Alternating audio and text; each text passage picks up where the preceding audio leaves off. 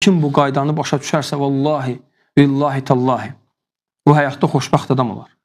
Amma kim bu qaydadan qafil olarsa, o heç vaxt bu həyatda xoşbəxtlik tapa bilməz. Bu ayədən götürülən qaydadır. Yəni, Rəbbimiz bizə qayda öyrədib. Deyib ki, neymətləri xatırla ki, Allah sənə nələr verib.